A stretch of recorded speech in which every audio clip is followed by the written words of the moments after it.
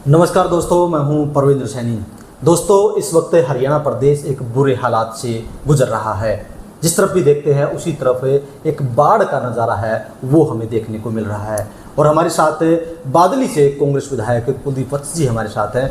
कुलदीप जी, क्या कहेंगे जी जो हालात आज के दिन प्रदेश में बने हुए हैं उसको लेकर आप? धन्यवाद। देखिए, आज की जो स्थिति है मेरे पूरे प्रदेश, मेरे बादली हल्के के लिए बड़ी गंभीर समस्या है। और इससे बुरा टाइम प्रदेश के लिए और देश के लिए कोई नहीं हो सकता। चाहे पंजाब लो, चाहे कश्मीर लो, चाहे उत्तराखंड लो, चाहे हिमाचल लो, चाहे और भी प्रदेश। और जो इस देश का अन्नदाता है, जो इस देश का पेट पालता है, आज वो बहुत बड़े संकट में है। मैं आज हर उस राजनीतिक व्यक्ति से, हर उस संस्था से और तमाम प्रदेशवासियों से और देशवासियों से मैं ये हाथ जोड़ के एक प्रार्थना करता हूँ।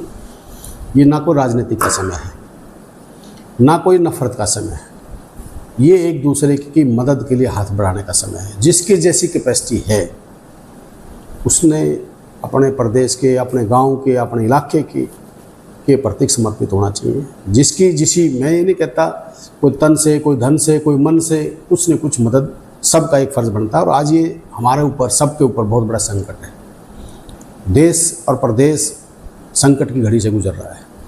और बादली हल्के की जहाँ मैं बात करूँ, मुझे इस बात का रोना आता है कि मैं तकरीबन हर गांव में जा रहा हूँ, दो बार भी जा रहा हूँ।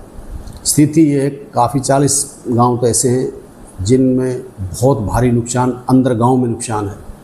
और 80 से 90 गांव तो ऐसे हैं जो बिल्कुल तबाह हैं। 10 से 12 गांव ऐसे हैं जिनमें 50 से 60% का नुकसान है।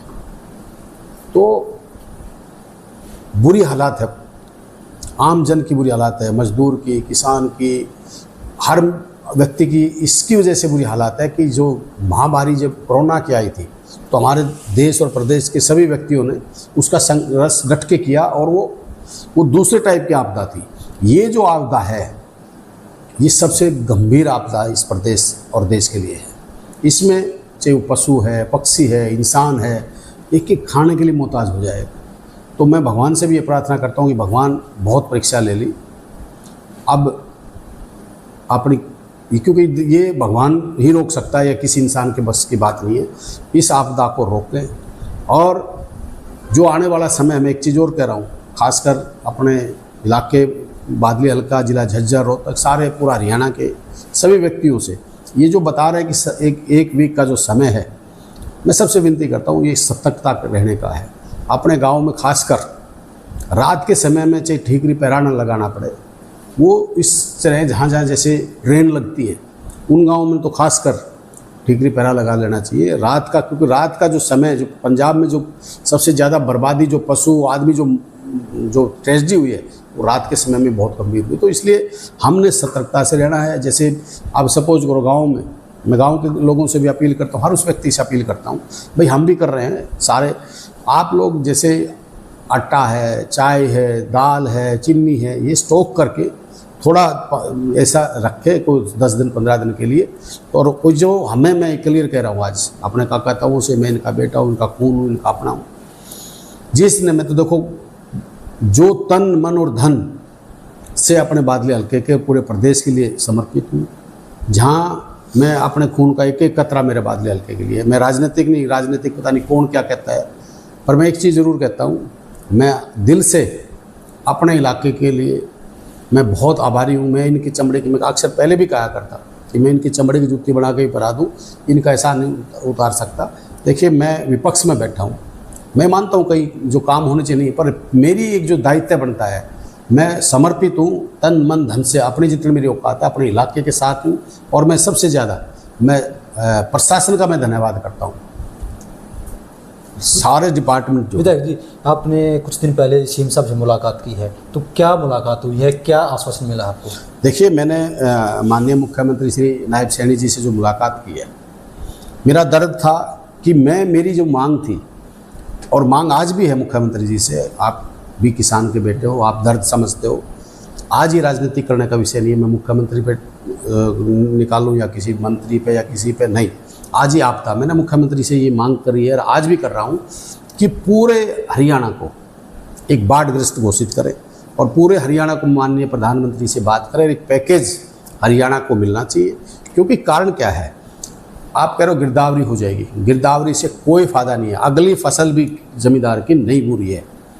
तो मैं मुख्यमंत्री से फिर आज ये मांग करता हूँ कि पूरे हरियाणा को, मैं बादल हल्के की भी बात कर रहा हूँ, पूरे हरियाणा की बात करता हूँ, जिन जिन जिलों में बाढ़ आई है उनको पूर्ण रूप से बाढ़ रहित घोषित करना चाहिए। और मुख्यमंत्री जी ने प्रधानमंत्री से विशेष पैकेज की मांग करनी चाहिए, क्योंकि इसमें जनहानि है, बिल्डिंगें हैं, स्कूलों की बिल्डिंग हैं और बिल्डिंग हैं, लोगों के मकान भी फट गए हैं, लोगों का जीना दुर्भर है। तो मुख्यमंत्री से मैंने ये मांग करी थी। मुख्यमंत्री ने कहा था कि हम कोशिश करेंगे और इस को मैं भाई आपदा घोषित कराने की पूरी कोशिश करूंगा। तो मुख्यमंत्री ने ये हो गया। तो मैं मुख्यमंत्री का, मैंने तो कहा जी, मैं तो झोली करके मुख्यमंत्री से मांगा है कि मुख्यमंत्री जी, ये इलाका, ये हरियाणा, गवर्नमेंट के पास फंड की कोई कमी नहीं होती है, पर किसान के पास आज खाने के दाने नहीं हैं, पशु के लिए चारा नहीं है, अपने बच्चों के लिए पढ़ाई के लिए फीस नहीं है।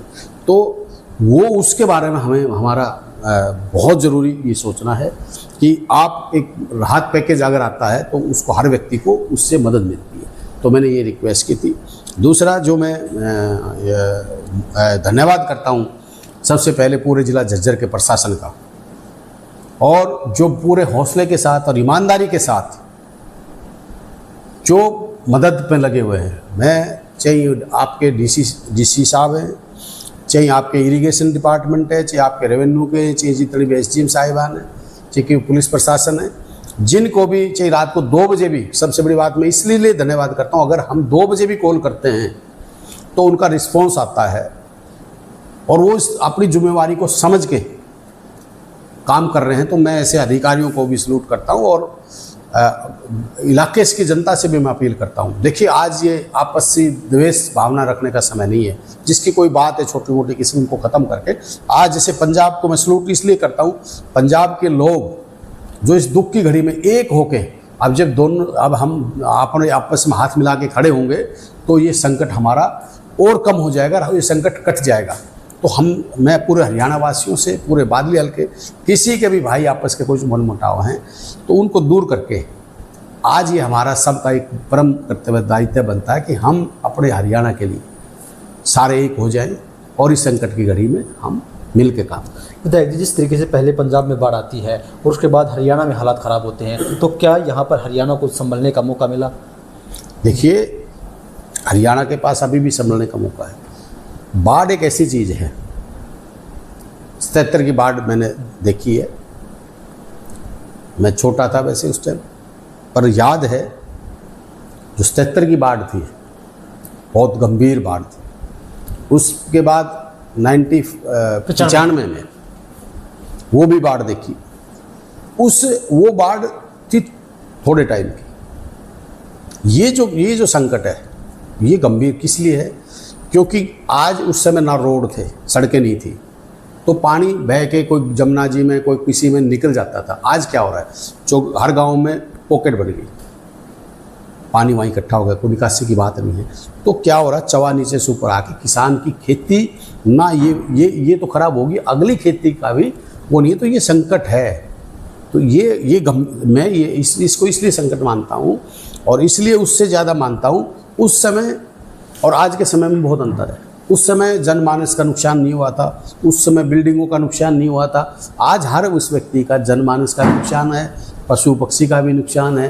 तो उसके लिए ये एक संकट की हमारे प्रदेश और देश में बहुत बड़ा है। जैसे आप हिमाचल में जाओ, उत्तराखंड में जाओ, पंजाब में कितने लोग मरे हैं, कितने पशु पक्षी मरे हैं।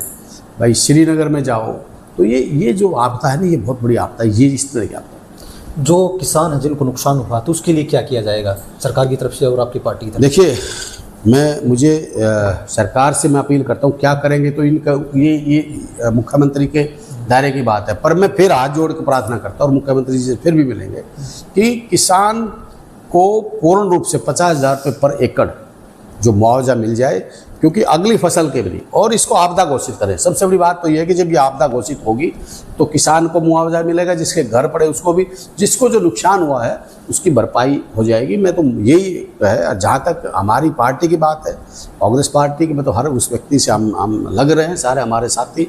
और मैं अपील भी करता हूँ, हमारे आदरणीय नेता श्री राहुल गांधी जी ने एक नोटिस, एक अपील भी की है, जो तमाम कांग्रेस के कार्यकर्ता, जैसे कल हुड्डा साहब ने भी करी है, तो तमाम कांग्रेस के कार्यकर्ता नीचे से लेकर ऊपर तक, और मैं भी अपील करता हूँ आप सबसे, कांग्रेस कार्यकर्ता नहीं, मैं तो पूरे देश के लोगों से, मैं इससे राजनीतिक करना ही नहीं चाहता, क्योंकि पूरे देश और पूरे प्रदेश के लोगों से मैं अपील करता हूँ, आप लोगों ने जिसकी जैसी कैपेसिटी है उसमें लोगों की मदद करनी चाहिए। आत्मा सो परमात्मा, भगवान देखता, नीति और नियत जिसके साथ है भगवान उस पर कृपा करेगा। और मैं तो भगवान से ये प्रार्थना करता हूँ कि अब बहुत हो गए कहर, इस कहर को रोक दिया जाए। विधायक जी, आप लगातार फील्ड में बने रहते हैं, सुबह शाम लगातार गाँव का दौरा कर रहे हैं, तो प्रशासन का सहयोग कितना मिल रहा है आपको? देखिए, मैंने आपको कहा ना, प्रशासन का सहयोग पूरा मिल रहा है, पर एग्जैक्ट में तो प्रशासन के पास ना तो इतना मटेरियल है, ना पाइप है, ना मोटर है, ना केबल हैं, पर वो अपने सारे और जितने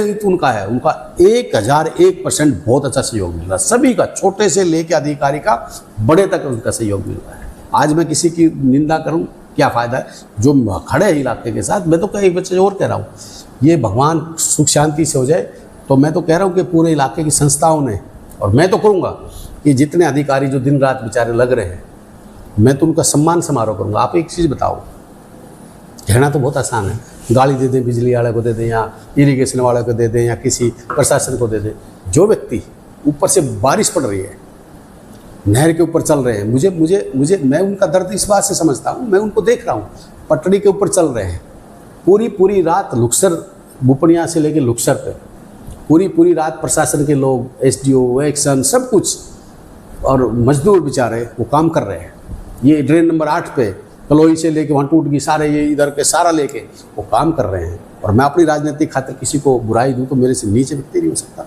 मैं, वो भी हमारे भाई हैं, जो अपनी कहीं कीड़ा है, कांटा है, सांप है, क्या नहीं है, उनके बच्चे नहीं है, जो बिजली वाले हैं, बिजली वाले बेचारे इतना मेहनत करके काम कर रहे हैं। मैं तो दोनों SC PWD भी, SC पब्लिक हेल्थ भी, SC इरीगेशन भी, और SC अपना बिजली बोर्ड भी, सारे पूर्ण रूप से सहयोग, DC साहब, SDM साहब, VDOs, JEs, जब बेचारे सारे काम कर रहे हैं, तो आज मैं उसको कैसे बुराई दे दूँगा?